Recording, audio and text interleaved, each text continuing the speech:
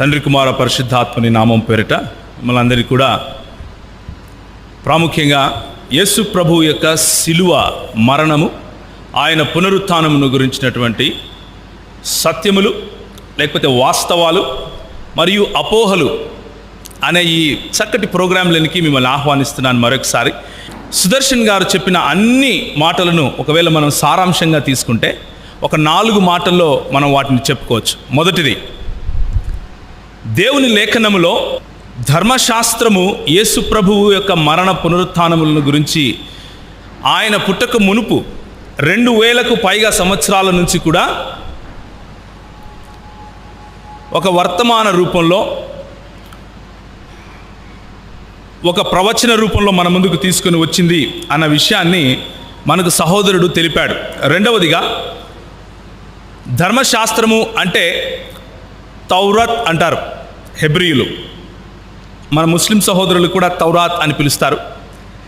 అలాగే జబూరు గ్రంథం గురించి వ్యాఖ్యానించారు. జబూరు గ్రంథాన్ని దావీదు వ్రాసినటువంటి కీర్తనల గ్రంథంగా గుర్తించే అవకాశం ఉంది. ఆ తరువాత ప్రవక్తల గ్రంథాలు, ఆ తర్వాత ఇంజీల్ లేకపోతే ఇవాంజలియో లేకపోతే గాస్పోల్స్, దాన్ని మనం తెలుగులో సువార్త అని అంటాం. ఆ సువార్తల నుంచి కూడా యేసు ప్రభువు యొక్క మరణ పునరుత్థానాలను ప్రకటించడం జరిగింది. నిజానికి ధర్మశాస్త్రము, కీర్తనలు, ప్రవక్తలు మరియు సువార్తలు, ఈ 4 మనకు చాలు. ఈ 4 తప్ప వేరొక దైవ గ్రంథం ఉంది అని క్రైస్తవులకు చెప్పవలసిన అవసరం లేదు. నా చేతిలో ఉన్నటువంటి 66 పుస్తకాలు ఉన్నటువంటి బైబిల్ గ్రంథము దేవుని గ్రంథము. ఇది మాత్రమే లేఖనము అన్నది నా అభిప్రాయం. ఇది మాత్రమే లేఖనము అన్నది క్రైస్తవుల విశ్వాసం. ఎందుకు అంటే యేసు ప్రభువు వారి మరణ పునరుత్థానాల తరువాత వారిని వెంబడించినటువంటి అపోస్తలులు, హవారీన్ అని పిలిచారు ఖురాన్ గ్రంథంలో వారిని. వారు ఏ గ్రంథాలనైతే ధృవీకరించి ఇవి మీరు నడవవలసినటువంటి త్రోవా అని చెప్పారో వాటిని మాత్రమే క్రైస్తవులు లేకపోతే విశ్వాసులు యేసు ప్రభువు యొక్క మరణ పునరుత్థానాలను విశ్వసించి, ఆయన తిరిగి కయామత్ కే దిన్ అంటే మమ్మల్ని తీర్పు తీర్చడానికి రాబోతున్నాడు, ఆ దినమున నన్ను లేపి అడిగినప్పుడు యేసు ప్రభువుకు నేను సమాధానం చెప్పాలి, కాబట్టి ఆయన నా చేతికి ఇచ్చినటువంటి గ్రంథాన్ని నేను పట్టుకుంటే చాలు అన్నటువంటి విశ్వాసంతో క్రైస్తవులు ముందుకెళ్తున్నారు. అయితే యేసు ప్రభువు యొక్క మరణ పునరుత్థానాల గురించి నేను మూడే విషయాలు నేను మీకు చెప్పి ముగిస్తాను. నాకు తెలుసు మీ భోజనానికి నిద్రకు నడుమ నేను నిలబడుతున్నానే, right? I'm very well aware that I'm between your food and sleep, so I will not take too much of your time. మీ సమయాన్ని ఎక్కువగా తీసుకోను. అయితే క్రైస్తవ దృక్పథాన్ని, క్రైస్తవుల ఆలోచన వైఖరిని అర్థం చేసుకోవటానికి మన ముస్లిం సహోదరులు కూడా ఎంతగానో ఆశ చూపించి వచ్చారు. కాబట్టి ప్రభు పేరట మీ అందరికీ కూడా అస్సలాము అలైకుం వరహమతుల్ మసీహి వబరకాతు. యేసు ప్రభు యొక్క కారుణ్యము, కృపా కటాక్షములు మీ పైన ఉండునుగాక అని నేను యేసు ప్రభువుకు ప్రార్థన చేస్తున్నాను. మీకు ఆయన ఇచ్చే శాంతి, సలాం మీకు లభించునుగాక అని నేను ప్రార్థన చేస్తున్నాను. ఎందుకు అంటే యేసు ప్రభు వారు మరణం నుంచి పునరుత్థానుడైన తర్వాత ఒక మాట అన్నారు, షలామ్ లేక్ అన్నారు. అది హెబ్రీ పదం లేకపోతే అరమాయిక్ పదం. అదే మాటను తరువాత 600 సంవత్సరాల తర్వాత వచ్చినటువంటి ఇస్లామీ సముదాయం తీసుకుని అస్సలాము అలైకుం అని చెప్పారు. దానికి అర్థం కూడా సమాధానము మీకు చెందునుగాక. యేసు ప్రభువు వారు మాత్రమే ఆ మాటను నిజంగా పలుకగలరు. ఎందుకు అంటే ఆయన ఏం చెప్పారు అంటే, నేను సమాధానాన్ని, లోకములో ఉన్న సమాధానాన్ని కాదు, నా సమాధానాన్ని నేను మీకు ఇచ్చి వెళ్తున్నాను అని ఆయన చెప్పారు. కాబట్టి హల్లెలూయా. కాబట్టి యేసు ప్రభువు ఇచ్చే సమాధానాన్ని మీకు కలగాలి అని నేను మనస్ఫూర్తిగా కోరుకుంటున్నాను. ఆ విధంగా అపోస్తలుల కార్యములు 2వ అధ్యాయము, ఒకవేళ మీ దగ్గర బైబిల్స్ ఉంటే ఓపెన్ చేసి చూడండి. అపోస్తలుల కార్యములు 2వ అధ్యాయము 15వ వచనం ఎవరైనా గట్టిగా చదివితే చక్కటి మాట అపోస్తలుల కార్యములు 2వ అధ్యాయం 15వ వచనములో, అదే 2వ అధ్యాయం 18వ వచనంలో మనకు కనిపిస్తుంది. ఎవరైనా చదువుతారా? మీరు ఊహించినట్లు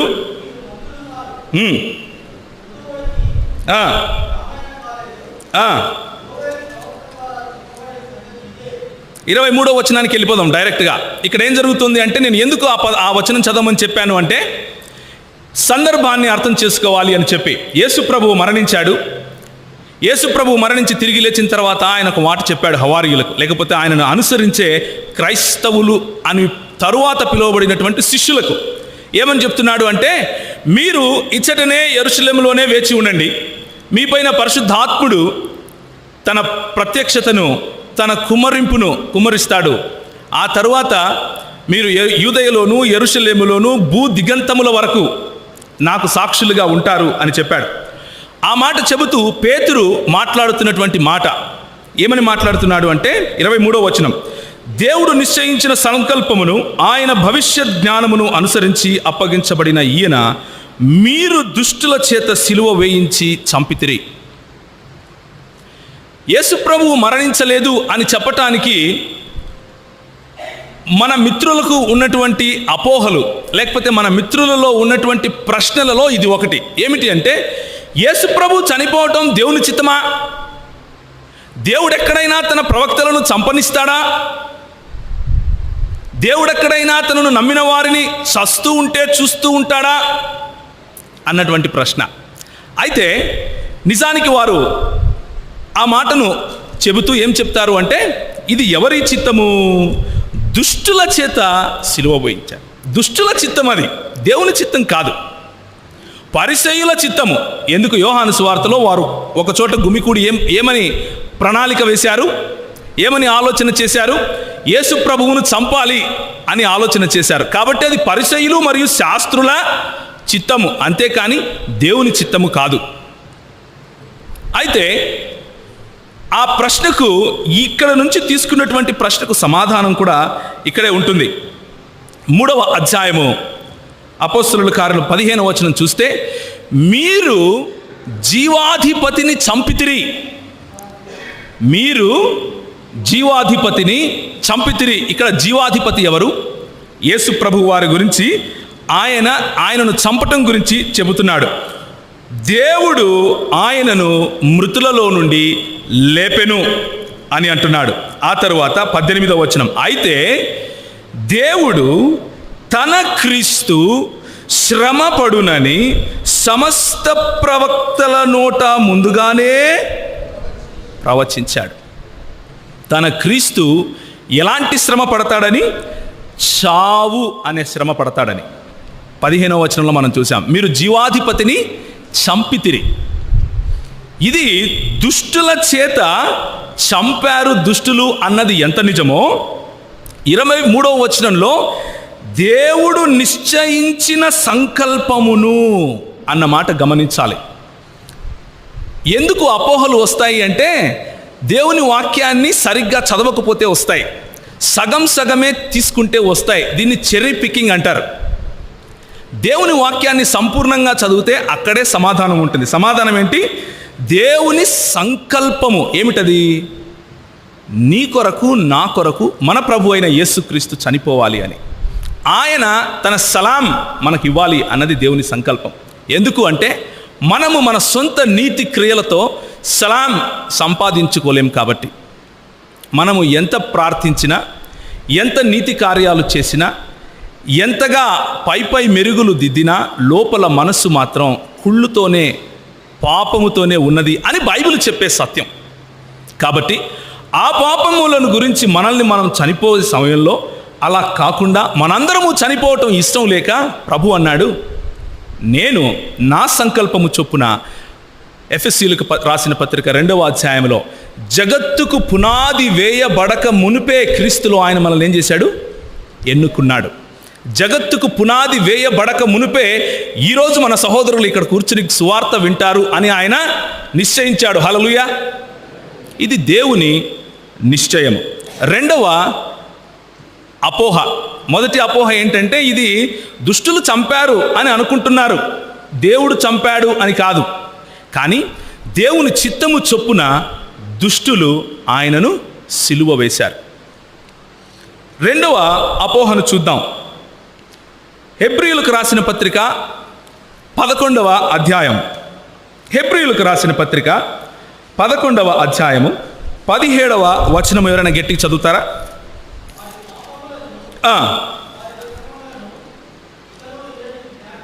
అబ్రహాము శోధింపబడి అన్న దగ్గర చదవాలి బ్రదర్. 11వ అధ్యాయం 17వ వచనం.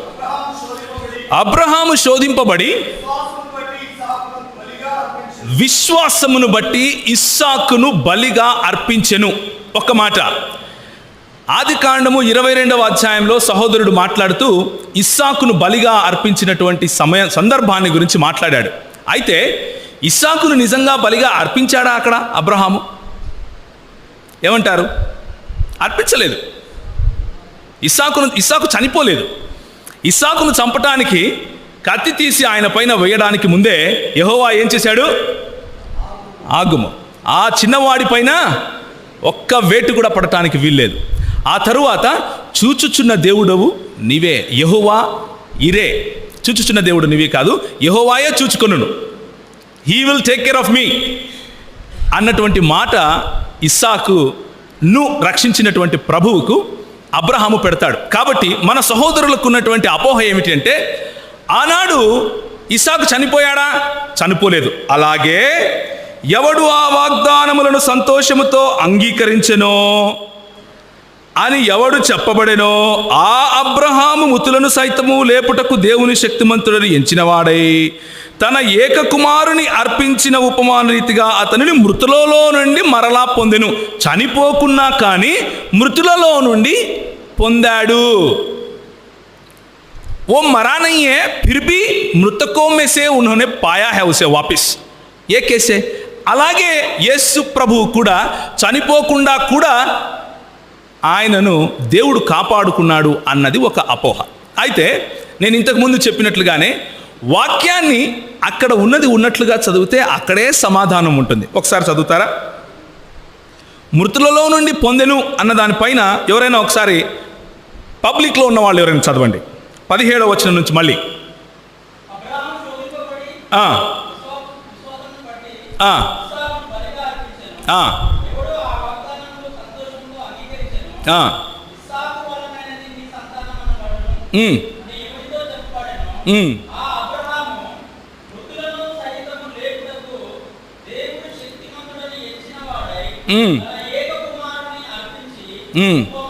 ఉపమాన, మళ్ళీ చదవండి. ఉపమాన రూపముగా అంటే అర్థం ఏమిటి? ఏంటి అర్థం? లైక్ ఎన్ ఎగ్జాంపుల్, ఒక ఉపమానం అది. ఆ మాటను మిస్ చేస్తే ఏమవుతుంది? చనిపోలేదు కానీ బ్రతికే ఉన్నాడు అన్న కంక్లూషన్ వస్తుంది. దేవుని వాక్యం ఏం చెబుతుంది? ఉపమాన రీతిగా ఆయన వెనక్కి ఎవరు ఉపమానము? యేసు ప్రభు ఉపమానం. ఏంటా ఉపమానము? 1 కొరింథీయులకు రాసిన పత్రిక 15వ అధ్యాయము 12వ వచనము. కొరింథీయులకు రాసినటువంటి మొదటి పత్రిక 15వ అధ్యాయం 12వ వచనం. క్రీస్తు మృతులలో నుండి లేపబడి, ఉపమాన రీతిగా లేపబడున్నాడా? ఏమంటారు? క్రీస్తు మృతులలో నుండి ఉపమాన రీతిగా లేపబడ్డా? అపోహ అన్నది వాక్యాన్ని సరిగ్గా చదవకపోతే వస్తుంది. లేఖనములను ఎరుగకయు దేవుని శక్తిని ఎరుగకయు వారు పొరబడుచున్నారు. ఎవరు?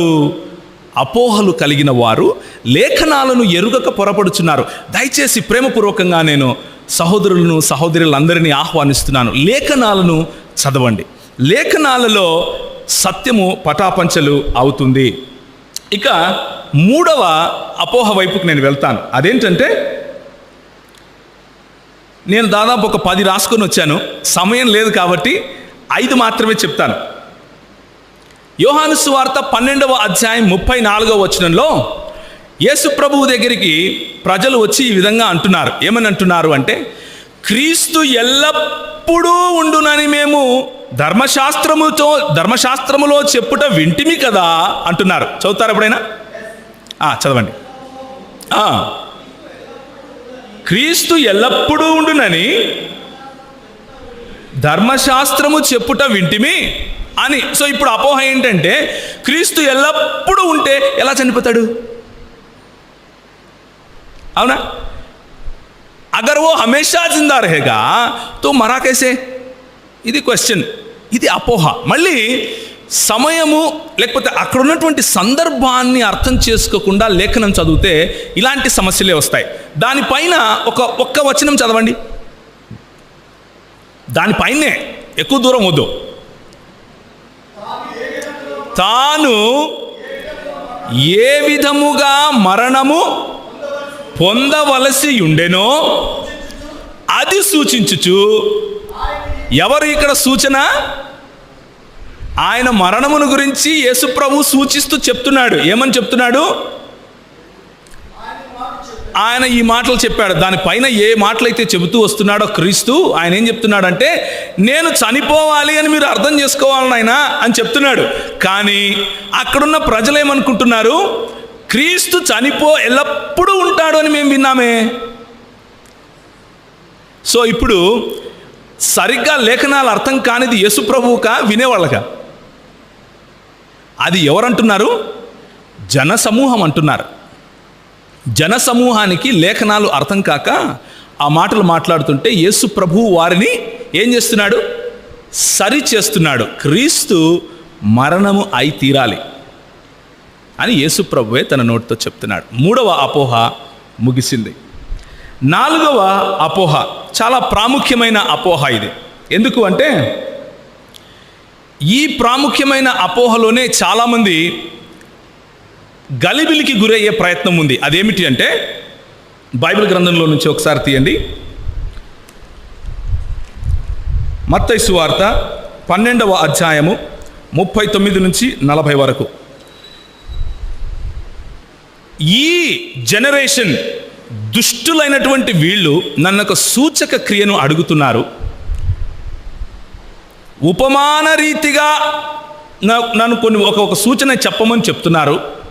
అయితే యోనా సూచన తప్ప వీరికి ఒకసారి చదువుతారా? చదవండి. వ్యభిచారులైన చెడ్డ తరము వారు సూచక క్రియలను అడుగుతున్నారు. ప్రవక్త అయిన యోనాను గూర్చిన సూచక క్రియయే కానీ మరి ఏ సూచక క్రియ కూడా వారికి అనుగ్రహింపబడదు. ఈ సూచక క్రియకు ఉన్నటువంటి నిజమైనటువంటి అర్థము తర్వాత మాట్లాడదాం. అయితే యేసు ప్రభువు వారు తర్వాత చెబుతూ ఏమంటున్నారంటే ప్రవక్త అయిన యోనా ఏ విధముగా చేప కడుపులో 3 రాత్రులు 3 పగళ్ళు ఉన్నాడో అదేవిధంగా మనుష్య కుమారుడు భూగర్భములో 3 రాత్రులు 3 పగళ్ళు ఉంటాడు అన్నది మాట. అక్కడ చెప్పినటువంటి సూచన. ఈ సూచనను మన సహోదరులు తీసుకుని, ఆదామునందరి సహోదరులు ఏం మాట్లాడుతూ ఉంటారు అంటే యేసు ప్రభువు చనిపోయాడని ఎలా చెప్పగలవు? యోనా చనిపోయాడా చేప కడుపులో? ఏమంటారు? యోనా చనిపోయాడా? చూసారా? యేసు ప్రభు చనిపోలేదు. అయితే ఇప్పుడు జాగ్రత్తగా వినండి. ఏంటంటే యోనా చనిపోలేదు అని చెప్పటానికి బైబిల్లో రుజువు లేదు. ఒకసారి యోనా గ్రంథం తీయండి. యోనా గ్రంథము 2వ అధ్యాయము 2వ వచనము. 2వ వచనం.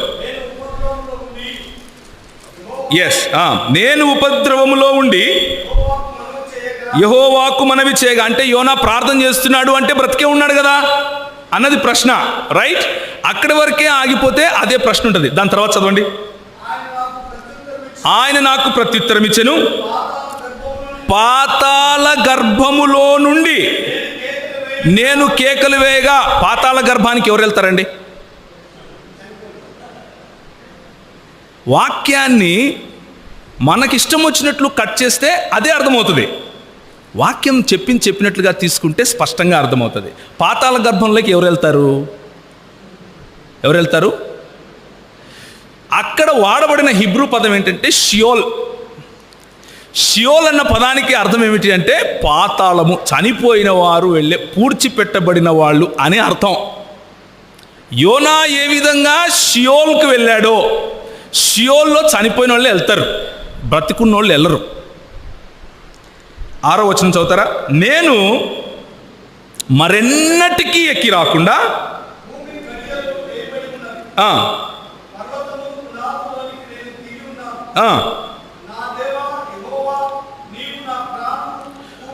కూపములో నుండి, కూపము అన్నప్పుడు కూడా వాడబడిన పదం షియోల్.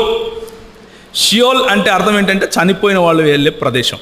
ఇప్పుడు సమస్య ఏంటంటే, అయితే మృతులు ప్రార్థిస్తారా? అదే కదా సమస్య. అవును, యేసు ప్రభు ప్రార్థిస్తారని చెప్పాడు. హేబేలు రక్తం ఏం చేస్తూ ఉంది? అదేంటి, ప్రార్థించకూడదు కదా? బైబిల్ దృక్పథం తెలియని వారికి ఉన్న కన్ఫ్యూజన్ అది, భ్రమకు గురి చేయబడిన వారి సమస్య అది. లేఖనాలు చదివిన వారికి సమస్య ఉందా? హేబేలు రక్తం ఏం చేస్తూ ఉంది? మొర పెడుతూ ఉంది. యేసు ప్రభు వారు ఒక చక్కటి మాట చెప్పారు. అబ్రహాముకు ఉన్నటువంటి 2 కుమారులు. అబ్రహాము రొమ్మున ఆనుకున్నవాడు, బాగా అన్ని అనుభవించి పరలోకానికి వెళ్తాను అనుకుని నరకంలో నుంచి ఏం చేస్తున్నాడు? కేకలు వేసి ప్రార్థిస్తున్నాడు. అయ్యా, నువ్వు చిటికనేలు పెట్టి కొంచెం ఒక నీళ్లు, ఒక చుక్క, దీన్ని ఏమంటారు? ప్రార్థన అనక. చనిపోయిన వాళ్ళు చేస్తారా? వింటాడా వినడా దేవుడు అనేది వేరే మాట. కానీ బైబిల్లో చనిపోయిన వారి ఘోష, వారి ప్రార్థన సాధ్యమే. కాబట్టి ఈ విషయం మొట్టమొదటిగా అర్థం చేసుకోవాల్సింది ఏంటంటే, యేసు ప్రభు వారు ఇక్కడ చెప్పినటువంటి ఉపమానానికి ప్రాముఖ్యమైనటువంటి అంశము 3 రాత్రులు 3 పగళ్ళు అంతే. ఆయన చనిపోతాడా చనిపోవడానికి కాదు. ఉదాహరణకు, నువ్వు సుదర్శన్ అన్న, నువ్వు ఏ విధంగా అయితే హైదరాబాదుకు నిన్న ఉదయం బస్సులో వెళ్ళావో, నేను అలాగే రేపు బస్సులో వెళ్తాను అంటే నేనేం చెప్తున్నాను? బస్సులో వెళ్తానని చెప్తున్నాను. కామన్ సెన్స్ ఉన్న ప్రతి ఒక్కరికి అర్థమవుతుంది. అంటే ఎక్కడ ఒత్తిడి ఉంది ప్రభువు చెప్పే దాంట్లో, ఎక్కడ 2 సార్లు పలుకుతున్నాడో అక్కడ ఒత్తిడి ఉంది. ఏమన్నాడు ఆయన? ఏ విధంగా అయితే యోనా 3 రాత్రింబగళ్ళు చేపకడుపులో ఉన్నాడో, నేను అలా 3 రాత్రింబగళ్ళు. ఇక్కడ ఒత్తిడి ఎక్కడుంది? 3 రాత్రింబగళ్ళ పైన ఉంది. చనిపోయాడా లేదా అన్న దానిపైన కాదు. అయినా కానీ సమాధానం ఇచ్చాం మనం. 2వ మాట, యోనా 3 రాత్రింబగళ్ళు ఉన్నాడు. మరి యేసుప్రభు ఎక్కడున్నాడు? శుక్రవారం చనిపోయాడు, శుక్రవారం రాత్రి, శనివారం ఉదయం, శనివారం రాత్రి, ఒక రాత్రి ఒక పగలైపోయింది.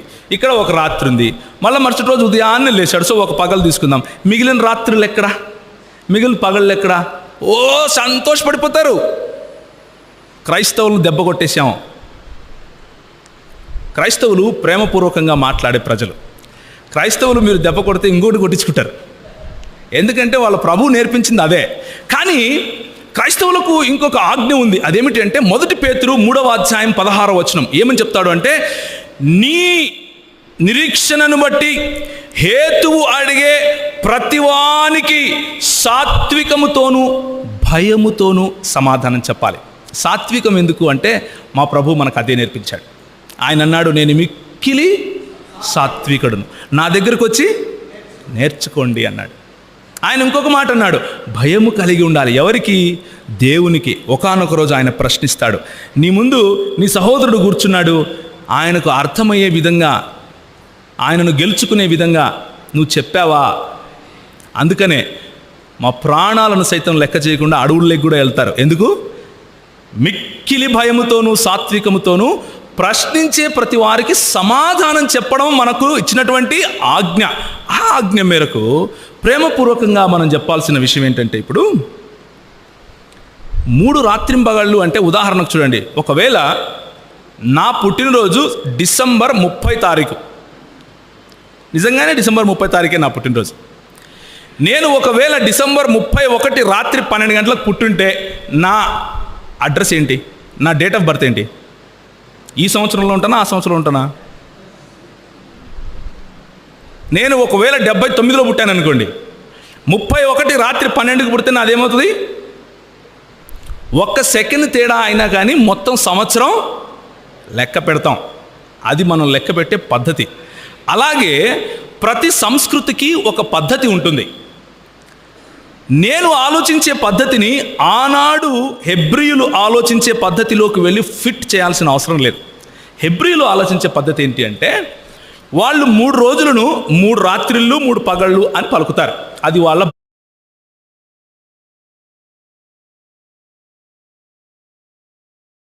హెబ్రీయులు ఆలోచించే పద్ధతి ఏంటి అంటే, వాళ్ళు 3 రోజులను 3 రాత్రిళ్ళు 3 పగళ్ళు అని పలుకుతారు.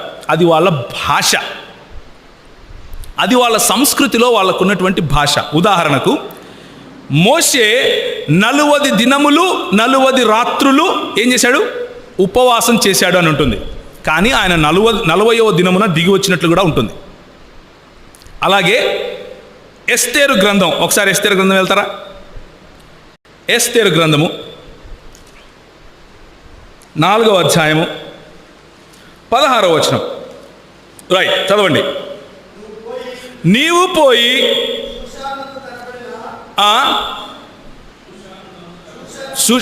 చదవండి.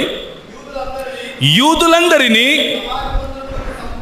సమాధి మందిరమునకు సమకూర్చి నా నిమిత్తము ఉపవాసం ఉండి 3 దినముల అన్నపానము చేయకుండా ఉండండి. 3 దినాలు అంటే ఏంటి? ఉదాహరణకు ఆదివారం మొదలు పెట్టారనుకోండి, ఆదివారం అంతా ఒక పగలు ఒక రాత్రి, సోమవారం అంతా ఒక పగలు ఒక రాత్రి, మంగళవారం అంతా ఒక పగలు ఒక రాత్రి, తరువాత 4వ దినము వచ్చినప్పుడు 3 దినాలు అయిపోయినట్లు. అంతేనా మనకు అర్థమయ్యేది?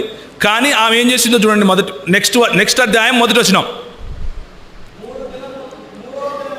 3వ దినమందు, అదేంటి?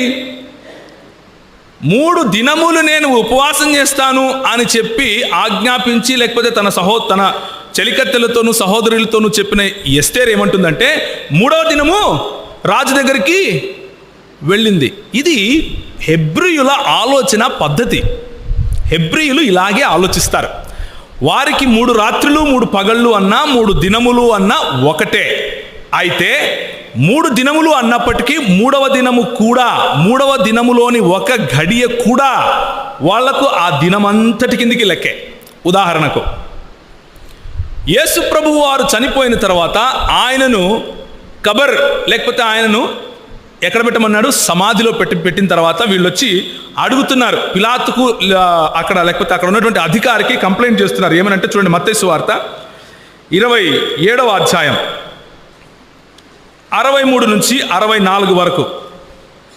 నేను వెంటనే ఒక 10 నిమిషాల్లో ముగిస్తాను. ఇది ఆఖరి ఎక్స్ప్లెనేషన్ అనుకోండి. ఆ తర్వాత ఖురాన్ గ్రంథం నుంచి కొన్ని విషయాలు మాట్లాడి ముగిస్తాను. చెప్పండి. మత్తయి సువార్త 27, 63, 64. అయ్యా, ఆ వంచకుడు అని యేసు ప్రభువు గురించి యూదుల యొక్క అధికారులు, మతాధికారులు మాట్లాడుతున్నారు. ఆ వంచకుడు సజీవుడై ఉన్నప్పుడు 3 దినములు అయిన తరువాత నేను లేచెదనని చెప్పాడు. 3 దినములు అయిన తరువాత వాళ్ళకి ఎలా అర్థమైంది? 3 రాత్రులు 3 పగళ్ళు అంటే 3 దినములు అయిన తరువాత. చదవండి.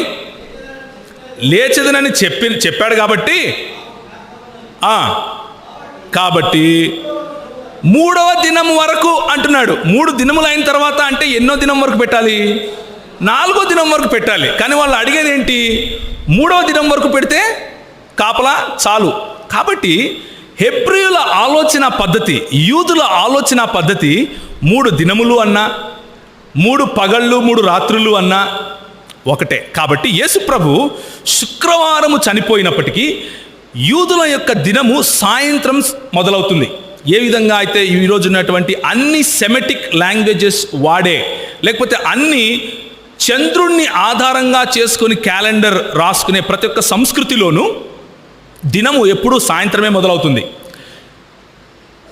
పొద్దుగూక ముందు యేసు ప్రభువు దాదాపు 3 గంటల సమయంలో ఆయనను సిలువ వేస్తే హెబ్రీయుల లెక్కలో అది ఒక దినము ఒక రాత్రి. తరువాత శనివారము ఆ రాత్రంతా ఆ పగలంతా ఒక దినము ఒక రాత్రి. ఇది హెబ్రీయుల లెక్క. ఆదివారము 1 గంట అయినా సరే అది వాళ్ళకేంటి? ఒక దినము ఒక రాత్రి. ఇది హెబ్రీయుల పద్ధతి. అదే విధంగానే బైబిల్లో 3 రాత్రులు 3 పగళ్ళు అన్న మాట వాడడం జరిగింది. కాబట్టి సంపూర్ణ అవగాహన లేకుండా అపోహలకు వెళ్ళటము అన్నది అంత మంచి పద్ధతి కాదు అన్నది నా అభిప్రాయం. ఆఖరి మాట అపోహ ఏమిటి అంటే, యేసు ప్రభు చనిపోయినప్పుడు యోహాను సువార్త 19వ అధ్యాయంలో మరి యేసు ప్రభువుని తీసుకొని వెళ్ళేటప్పుడు, యోహాను సువార్త 19 కాదు, వేరే విషయం గురించి మాట్లాడుతున్నాను, మార్కు సువార్తలో ఆయనను వెంబడించే వారందరూ అక్కడి నుంచి వెళ్ళిపోయారు అన్నమాట ఉంటుంది. అంటే ఐ విట్నెసెస్ లేరు. మార్కు సువార్త 14వ అధ్యాయం 49వ వచనం. మార్కు సువార్త 14వ అధ్యాయం 49వ వచనం.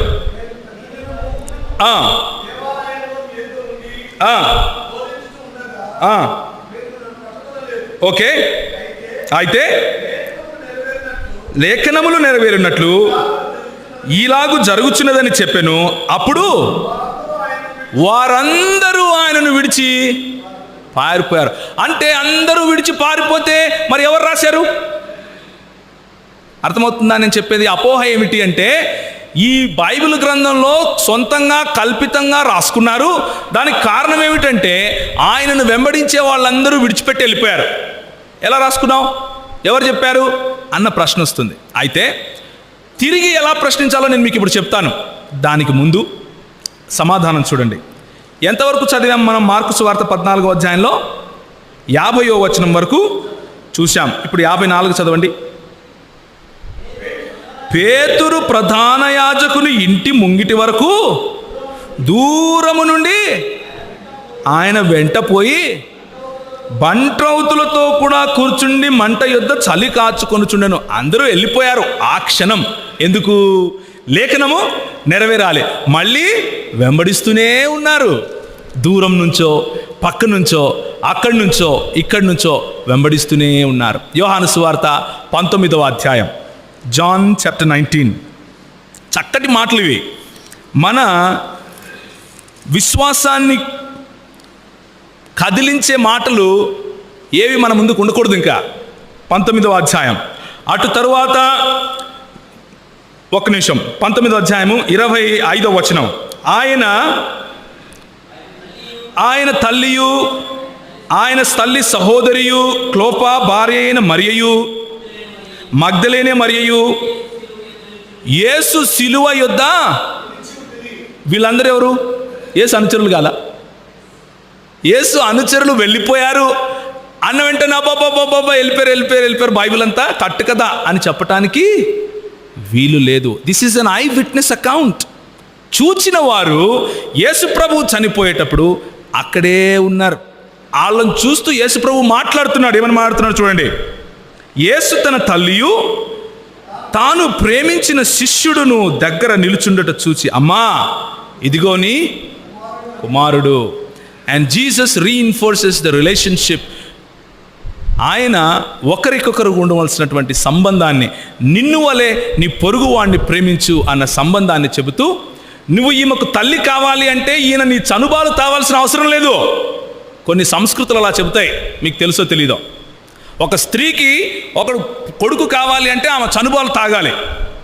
అంతవరకు అని డ్రైవర్గా కూడా పెట్టుకోరు. అలాంటి దేశాలు లేవంటారా? మన ప్రభు అంటాడు, ఇదిగో నీ కుమారుడు, ఇదిగో నీ తల్లి. And they accepted. ఎందుకు? నిన్ను వల్లే నీ పొరుగువాన్ని ప్రేమించు అన్నటువంటి మాట, ఒక్క మాట చాలు. కనుక ఐ విట్నెస్ అకౌంట్ లేదు అని చెప్పటానికి వీలు లేదు. ఇప్పుడు ఎందుకని ఇన్ని అపోహలు వస్తున్నాయి? కారణం ఏంటి అంటే, యేసు ప్రభువు వారి మరణ పునరుత్థానాల తరువాత ఖురాన్ అనే గ్రంథము అవతరించింది అని చెబుతూ అరేబియా దేశంలో ఒకానొక ముహమ్మద్ అనే ఒక ప్రవక్త గారు వచ్చి, ఆయన తను ప్రవక్తగా ఆయనంతకు ఆయన గుర్తించుకున్నారు. ఆయనను ప్రవక్తగా గుర్తించవలసిన అవసరము లేకపోతే అలాంటి కమాండ్మెంట్ బైబిల్లో మనకు లేదు కాబట్టి మనం ఆయన ప్రవక్త అని పిలవవలసిన అవసరం లేదు. అయితే మన ముస్లిం సహోదరులకు ఆయన ఒక ప్రవక్తగా కాబట్టి గౌరవించి మాట్లాడితే తప్పు కూడా లేదు. మొహమ్మద్ సాహబ్ గారు ఈ పుస్తకాన్ని తీసుకొని వచ్చినప్పుడు 4వ అధ్యాయము 155వ వచనం నుంచి 157వ వచనం వరకు ఈ విధంగా అంటున్నాడు. ఏమని అంటున్నాడు అంటే, అల్లాహ్ ఈ విధంగా మాట్లాడుతున్నారంట.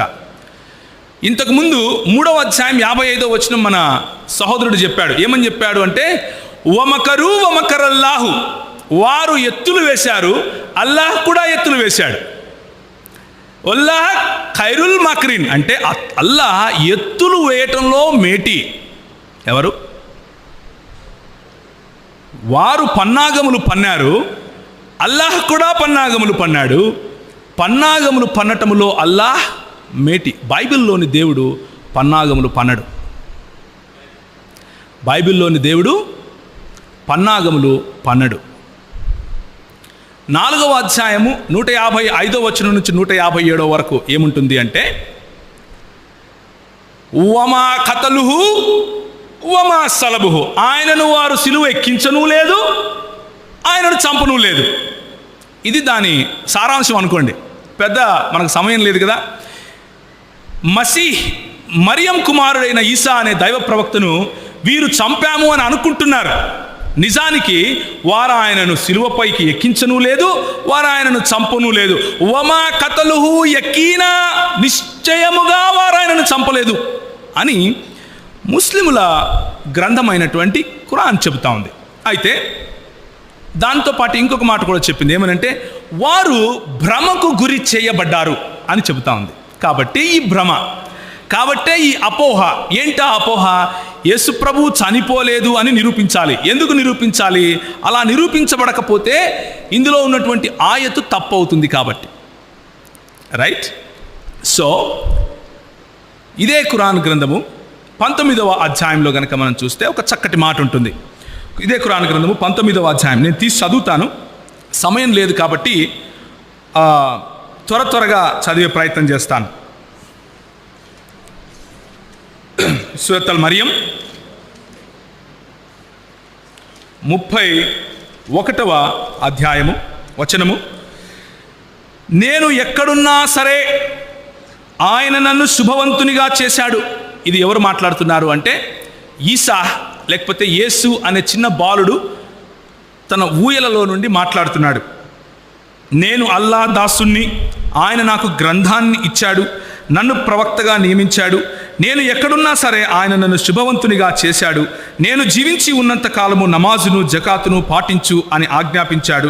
నేను పుట్టిన రోజున, నేను మరణించే రోజున, బ్రతికింపబడి లేపే రోజున నాకు శాంతి కలుగుతుంది అని అన్నాడు.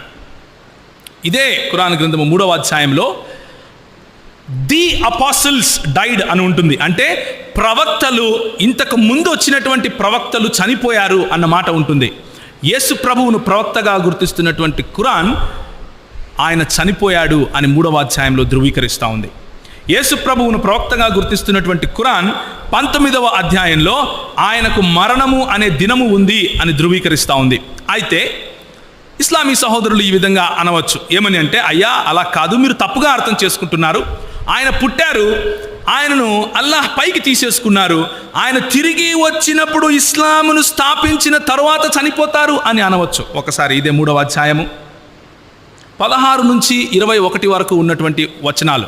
ఇది యేసు ప్రభు గురించి మాట్లాడటం లేదు, బాప్తిసమిచ్చి యోహాను గురించి మాట్లాడుతూ ఉంది. ఇక్కడ ఏముందంటే, మేము అతనితో అన్నాం, 15వ వచనం, పరిశుద్ధతను అనుగ్రహించాము. ఎవరికి? యహ్యా లేకపోతే బాప్తిసమిచ్చి యోహానుకు. అతను ఎక్కువ భయభక్తులు కలవాడు, తల్లిదండ్రుల హక్కులను గుర్తించినవాడు, అతను దౌర్జన్యపరుడు కాడు, అవిధేయుడు కాడు. అతని పుట్టిన రోజున, అతడు మరణించే రోజున, అతనిని బ్రతికించి లేపే రోజున అతనిపై శాంతి కలుగునుగాక అంటున్నాడు. ఏ మాటలైతే యేసు ప్రభువుకు ఉపయోగించారో అదే మాటలు బాప్తిసమిచ్చి యోహానుకు కూడా ఉపయోగించారు. బాప్తిసమిచ్చి యోహాను చనిపోయాడా? చనిపోయాడు. యేసు చనిపోయాడా? చనిపోలేదు. ఎందుకు? బాప్తిసమిచ్చి యోహాను పుట్టాడా? పుట్టాడు. యేసు పుట్టాడా? పుట్టాడు. బాప్తిసమిచ్చి యోహాను చనిపోయాడా? చనిపోయాడు. యేసు చనిపోయాడా? చనిపోలేదు. ఎందుకు? దీన్ని ఏమంటాము అంటే అవగాహన లేని ఆలోచన అని అంటాం. మనం లేఖనాలను సరిగ్గా చదవాలి. అయితే ఖురాన్ ప్రకారం మనకు అర్థమైంది ఏంటంటే, ఇంతవరకు ఖురాను ప్రవక్తలు చనిపోయారు అని చెబుతా ఉంది. ముహమ్మద్ గారి కంటే ముందొచ్చిన ప్రవక్తలు చనిపోయారు అని చెబుతా ఉంది. అదే ఖురాన్ యేసు ప్రభువును ప్రవక్తగా గుర్తిస్తూ ఉంది. అదే ఖురాన్ యేసు ప్రభువుకు మరణ దినము ఉంది అని చెబుతా ఉంది. మరణ దినము ఉంది అని చెప్పింది ఇప్పుడు కాదు, జరగబోయేది అని అంటే అదే మాటను యోహానుకు కూడా వ్రాశారు కాబట్టి అది ఎందుకు కాదు అని అడుగుతున్నాం. కాబట్టి ఇప్పుడు మళ్ళీ ఒకసారి 4వ అధ్యాయానికి వస్తే అక్కడ ఏముంటుంది అంటే, వారు ఆయనను నిశ్చయముగా చంపలేదు. అవును, యూదులు చంపలేదు. యూదులు అనుకుంటున్నారు మేము చంపామని. మనం ఏం చదివాం? అపోస్తలులకు రాసిన పత్రిక 2వ అధ్యాయంలో ఏం చదివాం? దేవుని సంకల్పమును బట్టి. ఇది దేవుని సంకల్పం, యూదులది కాదు. అవును, యూదులు చంపలేదు. ఖురాన్ ఏం చెప్తా ఉంది అంటే, యూదులు ఆయనను సిలువేయలేదు, యూదులు ఆయనను చంపలేదు. అవును, బైబిల్ ఏకీభవిస్తుంది ఈ మాటతో.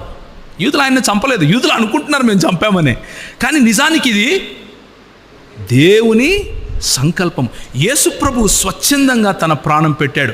యేసుప్రభు స్వచ్ఛందంగా తన ప్రాణాన్ని వెనక్కి తీసుకున్నాడు. కాబట్టి ఉదాహరణకు మహాత్మా గాంధీ గారిని నేను చంపాను అంటూ అక్కడి నుంచి ఒక పిచ్చోడు వచ్చాడు అనుకోండి, నేను ఈ పిస్తోల్తో చంపాను అంటున్నాడు. మనం ఏమంటాం? నిశ్చయంగా వీడు ఆయన్ను చంపనే లేదు, పిస్తోల్తో కాల్చనే లేదు అంటాం. ఎందుకు అంటే ఆయన చనిపోలేదనా? అర్థమవుతుందా మీకు నేను చెప్పేది? మన మధ్యలోకి ఒక పిచ్చోడు వచ్చి ఒక పిస్తోల్ చూపించి నేను మహాత్మా గాంధీని చంపాను అని అన్నాడు అనుకోండి, మనం ఏమంటాం? నిశ్చయముగా వీడు ఆయనను చంపను లేదు, పిస్తోల్తో కాల్చను లేదు అంటాం. అదే అంటున్నాడు అల్లా ఇక్కడ. నిశ్చయముగా వారు ఆయనను సిలువెక్కించను లేదు, చంపను లేదు. ఎందుకు అంటే అది నా సంకల్పం బట్టి జరిగింది అని చెప్తున్నాడు. అని ఎందుకు అర్థం చేసుకోకూడదు? బైబిల్ దగ్గరికి వస్తే అలాగే అర్థం చేసుకోవాలి. బైబిల్ ఇచ్చే సారాంశము అది. అయితే మనం ఆ విధంగా ఖురాన్ను చదవాల్సిన అధికారం మనకు లేదు. ఎందుకు అంటే దాని తరువాత వచనము ఏముంది అంటే, వారు భ్రమకు గురి చేయబడ్డారు, ఈ విషయం గురించి అభిప్రాయ భేదం వ్యక్తం చేసిన వారు కూడా సందేహానికి లోనయ్యారు అని అంటా ఉంది. అంటే ఎవరో ఇక్కడ భ్రమకు గురి చేయబడ్డారు. మసీహ్ మరియమును మేము చంపాము అని యూదులు అంటున్నారు అన్నట్లుగా ఖురాన్లో ఉంది. ఏనాడైనా యూదులు యేసును మసీహ్గా స్వీకరించారా? లేదు. యూదా మతాన్ని అనుసరించేవాడు యేసును మసీహ్గా స్వీకరించడానికి వీలే లేదు. కాబట్టి యూదులలో ఏమైనా భ్రమ ఉందా? ఏమీ లేదు. ఏనాడైనా క్రైస్తవులు యేసుప్రభు చనిపోలేదు అన్న వాదన చేశారా? లేదు. క్రైస్తవుల్లోనూ అభిప్రాయ భేదం లేదు. ఇక అభిప్రాయ భేదం ఉన్నది ఎక్కడ అని అంటే, ద హిస్టరీ ఆఫ్ అల్ తబరీ అన్నటువంటి ఒక పుస్తకం ఉంటుంది. ద హిస్టరీ ఆఫ్ అల్ తబరీలో ఏముంటుందంటే, ఇది నేను రాసుకున్నటువంటి పుస్తకం కాదు, మొహమ్మద్ గారి సాహెబాన్ అంటే ఆయనను అనుసరించిన వాళ్ళలో ఒకరైనటువంటి తబరీ గారు రాసినటువంటి పుస్తకం. ఆ పుస్తకంలో 5 రకాలైనటువంటి వైకల్పములు లేకపోతే 5 రకాలైనటువంటి ప్రత్యామ్నాయాలు చెప్పారు. యేసు ప్రభు చనిపోకుండా ఉండటానికి ఈ పాసిబిలిటీస్ ఉండొచ్చు. ఏంటంటే, మొదటిది, యూదా అనే ఒక వ్యక్తి యేసు ప్రభువులాగా కనిపించేలా దేవుడు చేశాడు. నెంబర్ 1. నెంబర్ 2, ఇది ఇస్కరియోతు యూదా కాదు, మామూలు యూదా ఎవడో. నెంబర్ 2, అక్కడున్నటువంటి ఒక తోటమాలిని యేసు ప్రభువులాగా కనిపించేలా దేవుడు చేశాడు కాబట్టి అతన్ని పట్టుకుని వెళ్ళి సిలువేశారు. నెంబర్ 2. నెంబర్ 3, అక్కడున్నటువంటి శిష్యులలో ఒకరికి యేసు ప్రభు అన్నాడు, మీరు గనక నా పక్షాన చనిపోతే నేను మీకు తప్పకుండా స్వర్గం ఇస్తానని. ఆయన ఒప్పుకొని ఆయన పక్షాన చనిపోయాడు. నెంబర్ 3. బేసిక్గా దీన్ని ఏమంటారు అంటే రీప్లేస్మెంట్ థియరీ అంటారు. యేసు ప్రభు పక్షంగా ఎవరో చనిపోయేలా అల్లాహ్ చేశాడు. అయితే ఇక్కడ ఒక సమస్య ఉంది. ఇప్పుడు ముస్లిం సముదాయం మొత్తంలో లేకపోతే ఇలాంటి ఆలోచించే కాదియానీ సముదాయంలో లేకపోతే ఇంకా చాలామంది ఉన్నారు. వాళ్ళు మాత్రమే కాదు, ఇంకా చాలామంది సహోదరులు ప్రశ్నిస్తారు. వాళ్ళందరిలో ఉన్నటువంటి సమస్య ఏమిటి అంటే, అపోహ ఏమిటి అంటే, గలిబిలి ఎవరిలో ఉంది? ఇప్పుడు క్రైస్తవుల్లో ఉందా? లేదు. యూదుల్లో ఉందా? లేదు. ఎవరు చనిపోయారు అన్న దాంట్లో గలిబిలి ఎవరి దగ్గర ఉంది? యేసు ప్రభు చనిపోయాడు అని క్రైస్తవులు చెప్తున్నారు, యూదులు చెప్తున్నారు. కాదు, యూదా అయి ఉండొచ్చు, ఇస్కరియోతు యూదా అయి ఉండొచ్చు, లేకపోతే తోటమాలి అయి ఉండొచ్చు, లేకపోతే సోల్జర్ అయి ఉండొచ్చు అని అన్న గలిబిలి ఎవరిలో ఉంది? ఆ ప్రశ్న వేసేవారిలో ఉంది. సందేహానికి లోనైంది ఎవరు? ఆ ప్రశ్న వేసేవారు. కాబట్టి నేను మీకు ఈరోజు చెప్పేది ఏమిటి అంటే, ఏ రకంగా తీసుకున్నా ఖురాన్ గ్రంథం కూడా యేసు ప్రభువు చనిపోయాడని, ఆయన తిరిగి లేచాడని, ఆయన తిరిగి రాబోతున్నాడు అని చెబుతున్నట్లుగా మనం ఇంతవరకు చూసాం. ఖురాన్ గ్రంథాన్ని కాంటెక్స్ట్లో, సందర్భంలో చదివితే మనకు అదే అర్థం అవుతా ఉంది. ముహమ్మద్ ప్రవక్త గారు చనిపోతూ అక్కడ ఉన్నటువంటి సాహిబాన్కి ఒక మాట చెప్పాడు. నేను మీకు ఒక దివ్యమైనటువంటి మాట చెబుతాను, ఇది సహీ అల్ బుఖారీలో ఉంటుంది. నేను మీకు ఒక దివ్యమైనటువంటి మాట చెప్తాను, ఈ మాట కనుక మీకు తెలిస్తే మీరు సన్మార్గంలో నుంచి ఎప్పుడూ తప్పిపోరు అని అన్నారు. కానీ అక్కడున్నటువంటి సాహిబాన్, అక్కడున్నటువంటి తన అనుచరులు, లేదు మా దగ్గర ఖురాన్ ఉంది, నువ్వు చెప్పవలసిన అవసరం లేదు అని అన్నారు. కనుక ఆ మాట ముహమ్మద్ గారు చెప్పకుండానే చనిపోయారు. నా ఉద్దేశంలో ముహమ్మద్ గారు ఆనాడు ఏం చెప్పుంటారో తెలుసా? ఒకవేళ వీళ్ళు గనక పెన్ను పేపర్ తెచ్చుకుంటే, యేసు ప్రభువు నిశ్చయంగా చనిపోయి తిరిగి లేచాడు, ఆయన దేవుడు అని చెప్పుంటారు. నా ఉద్దేశంలో మనం గనక